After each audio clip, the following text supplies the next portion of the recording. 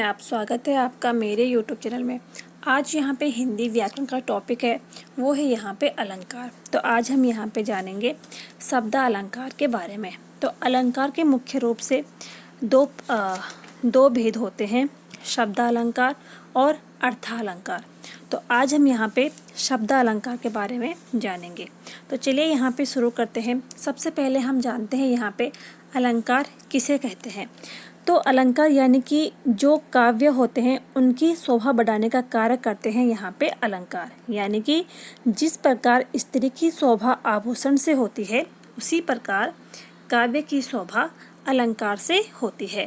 तो यहाँ पे जो अलंकार होते हैं ये यहाँ पे काव्य की शोभा बढ़ाने का कार्य करते हैं। अब यहाँ पे अलंकार के दो भेद होते हैं, शब्द अलंकार और अर्थालंकार। तो आज हम यहाँ पे जानेंगे शब्द अलंकार के बारे में। तो शब्द अलंकार किसे कहते हैं? शब्द यानी कि शब्द। तो जहाँ पे काव्य में शब्दों के प्रयोग से सौंदर्य उत्पन्न हो, अर्थात जो अलंकार शब्द पर आश्रित हो, वो यहाँ पे शब्द अलंकार कहलाते हैं। अब यहाँ पे शब्द अलंकार के भेद हैं 5 प्रकार के। तो पहला है यहाँ पे अनुप्रास अलंकार। तो अनुप्रास अलंकार किसे कहते हैं? जब काव्य में वर्णों की आवृत्ति बार बार हो तो वहाँ पे अनुप्रास अलंकार होता है। तो जिस काव्य में वर्णों की आवृत्ति बार बार आए वहाँ पे अनुप्रास अलंकार होता है। जैसे यहाँ पे उदाहरण है, बंदो गुरु पद पद्म परागा सुरुचि सुबासा सरस अनुरागा। तो यहाँ पे बंदो गुरु पद पद परागा। तो देखो यहाँ पे पा वर्ण की आवृत्ति हो रही है, पद पे भी पा है, पद्म पर भी पा है और परागा पे भी पा है। तो जिस वाक्य में, जिस काव्य में वर्णों की आवृत्ति बार बार हो। अब देखो यहाँ पे जैसे दूसरा है, सुरुचि सुबास सरस अनुरागा। तो यहाँ पे भी सा वर्ण की आवृत्ति हो रही है, सुरुचि सुबास सरस, ठीक है। तो यहाँ पे पा और सा वर्ण की आवृत्ति हो रही है, तो यानी कि ये यहाँ पे अनुप्रास अलंकार है। दूसरा है यहाँ पे रघुपति राघव राजा राम। तो यहाँ पे भी रघुपति रा, राघव रा और राजा रा और राम पे यहाँ पे बार बार रा की आवृत्ति हो रही है, यानी कि ये यहाँ पे अनुप्रास अलंकार का उदाहरण है। तो यानी कि जिस काव्य में वर्णों की आवृत्ति बार बार होती हो तो वो वहाँ पे अनुप्रास अलंकार होता है। दूसरा है यहाँ पे यमक अलंकार। तो यमक अलंकार जब एक ही शब्द 2 या 2 से अधिक बार आए किंतु अर्थ अलग अलग हो तो वहाँ पे यमक अलंकार कहलाता है, ठीक है। जहाँ पे 2 या 2 से अधिक शब्द एक ही बार आए लेकिन उनका यहाँ पे अर्थ अलग अलग होना चाहिए तो वहाँ पे यमक अलंकार होता है। जैसे यहाँ पे लिखा है, कनक कनक ते सो गुनी माद कता अधिकाय वा खाए बोराए नर वा पाए बोराए। तो यहाँ पे जो कनक कनक शब्द है ये यहाँ पे 2 बार आया है, लेकिन दोनों बार इस कनक का अर्थ अलग अलग है। पहले कनक का अर्थ है यहाँ पे धतूरा और जो दूसरा कनक है उसका अर्थ है यहाँ पे सोने से है, यानी कि सोना। पहला एक कनक का अर्थ यहाँ पे धतूरा से है और एक कनक का अर्थ यहाँ पे सोने से है। तो यहाँ पे क्या लिखा है, कनक कनक ते सो गुनी माद कता अधिकाय वा खाए बोराए या नर पाए बोराए। तो यहाँ पे एक बार कनक का अर्थ धतूरे से है जो कि एक विषैली या मतलब नशीली औषधि या पदार्थ है। यदि आपके पास धतूरा की अधिकता हो जाए तो आप बोरा जाओगे। इसी प्रकार से जो दूसरा कनक है यहाँ पे, इसका अर्थ है यहाँ पे सोने से, कि यहाँ पे कहने का तात्पर्य है कि अगर सोने की अधिकता अधिक हो जाती है तो भी आप बोरा जाओगे, यानी कि जो धतूरा खाने से अगर कोई धतूरे का सेवन करता है तो वो भी बोरा जाता है, और अगर किसी के पास अचानक से सोने की अधिकता हो जाती है तो वो भी यहाँ पे बोरा जाता है। तो इस प्रकार से ये यहाँ पे यमक अलंकार का उदाहरण है। अगला देखो यहाँ पे क्या है, माला फेरत जुग भया, फिरा न मन का फेर, कर का मन का डार दे, मन का फेर। अब देखो यहाँ पे आया है मन का, ठीक है, मन का यहाँ पे आया है। अब हम जो ये मन का है इसका भी यहाँ पे अलग अलग इसका अर्थ है। माला फेरत जुग भया, यानी कि माला फेरते फेरते जुग बीत गए, फिरे न मन का फेर, लेकिन मन में कोई परिवर्तन नहीं आया। कर का मन का डार दे, तो यहाँ पे जो ये लिखा है कर का मन का डार दे, देखो मन का यहाँ पे, अब यहाँ पे मन का अर्थ किससे है, तो यहाँ पे मन का अर्थ है जो साधुओं के पास जो माला होती है ना, माला के जो जिसको वो जपते हैं, माला के दाने, तो यहाँ पे मन का अर्थ है माला के दाने से, ठीक है। कर का मन का डार दे, तो यहाँ पे जो इस मन का अर्थ है वो माला के दानों से है। मन का फेर, कर का मन का डार दे, मन का फेर। और यहाँ पे जो ये दूसरा मन का है इसका यहाँ पे इसका अर्थ किससे है, मन से है। और जो यहाँ पे तीसरा ये जो मन का है तो इसका अर्थ यहाँ पे भावना से है। यानी कि अब यहाँ पे समझ में आ ही गया होगा कि यहाँ पे कहने का तात्पर्य यह है कि माला फेरत जुग भया, फिरे न मन का फेर, कि माला फेरते फेरते जुग बीत गए हैं लेकिन मन, जो हमारा मन है, मन में कोई परिवर्तन नहीं है। कर का मन का डार दे, कि माला के जो दाने हैं इनको जपने से कोई फ़ायदा नहीं है, अगर इनको फेरने से कोई फ़ायदा नहीं है, अगर फेरना ही है तो अपने मन को फेरो, अपने मन के जो भावना है उनको फेरो। तो यहाँ पे जो मन का है इसके यहाँ पे 3 अर्थ हैं। पहले मन का माले के दाने से, दूसरे मन का खुद के मन से, और जो तीसरा यहाँ पे मन का है उसका अर्थ है यहाँ पे भावना से। तो यहाँ पे कहने का जो तात्पर्य है कि यही है कि कर का मन का डार दे, कि माला को फेरने से कोई फ़ायदा नहीं है, अगर फेरना है तो अपने मन को फेरो, मन की जो भावना है उनको फेरो। तो ये यहाँ पे यमक अलंकार का उदाहरण है। इसके बाद हम यहाँ पे जानते हैं जो अगला है वो है यहाँ पे सलेश अलंकार। तो सलेश अलंकार की परिभाषा, जब एक ही शब्द में कई अर्थ हों अथवा जहाँ पर कोई शब्द एक ही बार आए पर उसके अर्थ अलग अलग हो तो वो यहाँ पे सलेश अलंकार कहलाता है। अब देखो यहाँ पे चरण धरत चिंता करत चितवत चारहु, और सुबरन की को खोजत फिरत, कभी बेबिचारी और चोर। अब देखो यहाँ पे जो ये लिखा है सुबरन को खोजत फिरत, कभी बेबिचारी और चोर, तो यहाँ पे ये 3 लोग इस सुबरन को खोज रहे हैं। तो यहाँ पे सुबरन एक ही है लेकिन इसको ढूंढने वाले 3 व्यक्ति हैं, लेकिन इस सुबरन का अर्थ इनके लिए अलग अलग है। कभी यहाँ पे अलग तरह से सुबरन को ढूंढना चाहता है, और जो व्यभिचारी है वो यहाँ पे अलग तरह से, और चोर यहाँ पे अलग, चोर का यहाँ पे अलग ही अर्थ है। तो यानी कि यहाँ पे जो सुबरन को ढूंढ रहे हैं वो उनका यहाँ पे अलग अलग अपना अर्थ है। तो देखो कभी किस सुबरन को खोज रहा है, तो कभी का अर्थ है यहाँ पे सुबरन के लिए सुंदर वर्ण या सुंदर शब्द, ताकि वो अपनी कविता या अपने वाक्य को लिख सके। कभी क्यों ढूंढता है सुबरन को, अपने कविता को और वाक्य को लिखने के लिए उसे यहाँ पे सुंदर वर्ण या शब्द चाहिए। तो कवि का अर्थ यहाँ पे सुबरन से क्या है, सुंदर वर्ण और सुंदर शब्द से। व्यभिचारी किसे कहते हैं, यानी कि जिसके विचार अच्छे नहीं हैं, तो वो क्या देखता है, एक सुंदर रूप।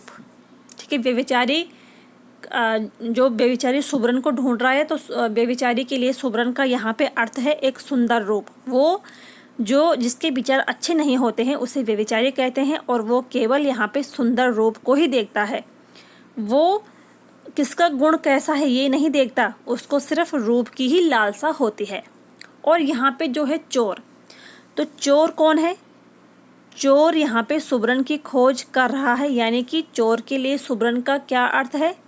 स्वर्ण, यानी कि सोना। तो चोर यहाँ पे सोना ढूंढ रहा है। सुबरन के चोर के लिए सुबरन का अर्थ यहाँ पे सोना है। तो वाक्य में एक ही शब्द के 3 अर्थ हो गए। 3 व्यक्ति एक ही सुबरन को ढूंढ रहे हैं, लेकिन यहाँ पे कवि के लिए सुबरन का अर्थ सुंदर शब्द या सुंदर वर्ण है, व्यभिचारी के लिए यहाँ पे सुंदर रूप है, और चोर के लिए स्वर्ण या सोना है। तो इस प्रकार से यहाँ पे एक वाक्य आया है सुबरन, लेकिन इसके यहाँ पे अलग अलग अर्थ हैं तीनों के लिए, कवि के लिए भी, व्यभिचारी के लिए और चोर के लिए भी। तो इस प्रकार से यहाँ पे जब एक ही शब्द में कई अर्थ हो तो वो वहाँ पे क्या कहलाता है? श्लेष अलंकार कहलाता है। जब कोई शब्द एक ही बार आए लेकिन उसके अर्थ अलग अलग हो तो वो वहाँ पे श्लेष अलंकार कहलाता है।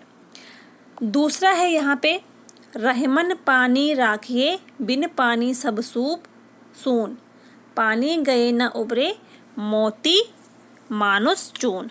तो यहाँ पे देखो, पानी गए न उबरे, मोती मानस चून, तो ये यहाँ पे इन 3 शब्दों को, यानी कि जो यहाँ पे पानी है, जो यहाँ पे ये पानी है, इसका अर्थ यहाँ पे अलग अलग प्रकार से, इन तीनों के लिए अलग अलग प्रकार से है। तो यहाँ पे जो मोती का अर्थ है, मोती का अर्थ यह यहाँ पे चमक से है। ठीक है, मोती का अर्थ है चमक से। मानुष का यहाँ पे जो अर्थ है वो है यहाँ पे प्रतिष्ठा और सम्मान से। और चूने का जो चून यहाँ पे है, चून का अर्थ है यहाँ पे चूना या आटा। तो यानी कि अगर यहाँ पे कहने का तात्पर्य क्या है कि मनुष्य के जो पानी है, पानी यहाँ पे मनुष्य के पक्ष में है। तो पानी के अर्थ तीनों के लिए अलग अलग है। जिस प्रकार यहाँ पे मोती, अगर मोती है, जो मोती में चमक ही ना हो तो मोती बेकार है। इसी प्रकार से मनुष्य है, उसके जीवन में अगर प्रतिष्ठा या सम्मान ना हो तो मनुष्य का जीवन भी बेकार है। और चून यानी कि चूना या आटा, अगर आटे में पानी ना हो, अगर हम उसमें पानी ना डालें चूने में, तो उसमें नमी नहीं आएगी। तो मतलब पानी के बिना यहाँ पे चूना भी बेकार है। तो इसी प्रकार से यहाँ पे एक पानी शब्द है, लेकिन इसका यहाँ पे इन तीनों के लिए अलग अलग अर्थ आया है। अगला है यहाँ पे वक्रोक्ति अलंकार, यानी कि जहाँ पर कहने वाला किसी शब्द को जिस अर्थ में कह रहा है लेकिन सुनने वाला उसका दूसरा अर्थ निकाले तो वहाँ पे वक्रोक्ति अलंकार होता है। क्योंकि कभी कभी होता है ना कि अगर हम किसी से कुछ कहते हैं, लेकिन जिससे हम कुछ कहते हैं, जो सुन रहा है वो उस हमारे जो कही हुई बात होती है उसका यहाँ पे अलग ही अर्थ निकाल लेता है। तो जैसे यहाँ पे लिखा है, को तुम हो इत आए कहाँ, घनश्याम हो तो कितहु बरसो, चितचोर कहावत है हमते, यह जान जहाँ धन हो सरसों। तो देखो यहाँ पे ये काव्य है। तो यहाँ पे को तुम हो इत आए कहाँ, तुम कौन हो जो यहाँ आए हो, तो ये राधा कह रही है। ठीक है, को तुम हो इत आए कहाँ, कि तुम कौन हो जो यहाँ आए हो। तो घनश्याम, तो यहाँ पे जो कान्हा है, यानी कि जो कृष्ण जी हैं, वो यहाँ पे बोल रहे हैं कि घनश्याम हो। लेकिन अब राधा क्या कहती है? राधा कहती है, देखो यहाँ पे राधा ने यहाँ पे घनश्याम का अर्थ कुछ अलग ही निकाल दिया है। यानी कि घनश्याम का अर्थ राधा ने क्या समझा है? काले बादल। तो राधा सोच रही है काले बादल हैं। तो राधा कहती है तो कितहु बरसो, यानी कि कहीं तुम कहीं जाके बरसात करो, अगर तुम घनश्याम हो तो कहीं पे जाके बरसो, क्योंकि तुम यहाँ क्यों आए हो, अगर तुम घनश्याम हो तो कहीं पे जाके बरसो। लेकिन फिर से यहाँ पे जो कृष्ण कहते हैं, चितचोर कहावत है हमते, चितचोर कहावत है हमते। लेकिन यहाँ पे फिर यानी कि कान्हा कहते हैं कि हमें चोर कहते हैं, लेकिन राधा समझ नहीं पाई और वो यहाँ पे फिर से समझ लेती है कि कोई चोर है। तो राधा क्या कहती है, तहें जान जहाँ धन है सरसों।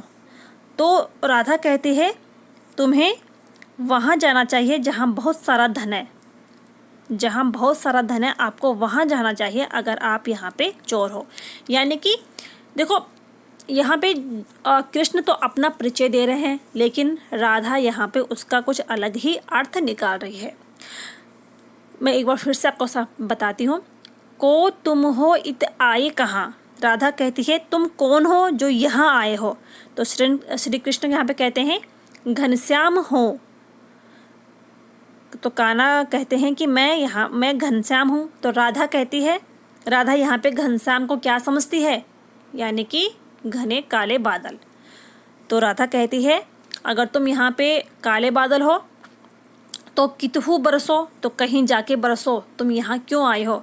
लेकिन फिर से कान्हा कहते हैं चितचोर कहावत है हमते, कि मुझे यहाँ पे चोर कहते हैं। लेकिन राधा यहाँ पे फिर से समझ नहीं पाती है।